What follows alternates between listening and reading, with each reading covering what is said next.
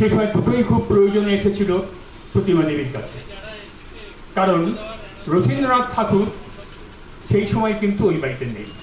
তিনি ছিলেন কালীগ্রাম, কালীগ্রাম মানে মালদহ জেলার একটা জায়গা, সেখানে তিনি গিয়েছিলেন। স্বাভাবিকভাবেই তার ওখানে অনুপস্থিত তিনি, মৈত্রী দেবী একলা। এই সময়ে পাশের ঘরে রবীন্দ্রনাথ রয়েছেন, এই আর একটা ঘরে মৈত্রী দেবী এবং প্রতিমা দেবী খেতে বসেছেন।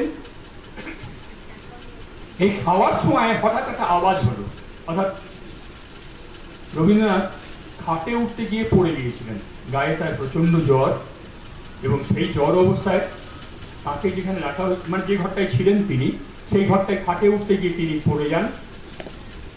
খুব স্বাভাবিকভাবেই মৈত্রী দেবী এবং প্রতিমা দেবী দুজনেই ঘরে ছুটে আসেন।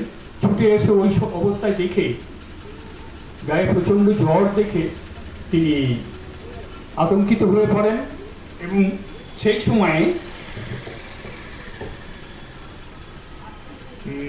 গোপালচন্দ্র দাশগুপ্ত, মংপুর একমাত্র বাঙালি ডাক্তার, তিনি কিন্তু রবীন্দ্রনাথের দেখাশোনা করছিলেন। গোপালচন্দ্র দাশগুপ্ত তিনি কবির পরিচর্যা করছিলেন।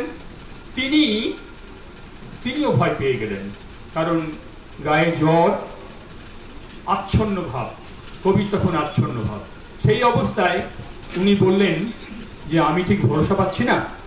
তো ওখানকার তখন একমাত্র হাসপাতাল হচ্ছে স্কটিশ মিশন হসপিটাল। সেখানকার যিনি ইংরেজ সাহেব ডাক্তার, তার নাম হচ্ছে ক্রেগ। ডাক্তার ক্রেগকে ডেকে নিয়ে আসা হলো। ডাক্তার ক্রেগ এবং সুরেন্দ্রনাথ দাশগুপ্ত, গোপালচন্দ্র দাশগুপ্ত, এরা দুজন দেখলেন, এবং এরা দুজন দেখেই সিদ্ধান্ত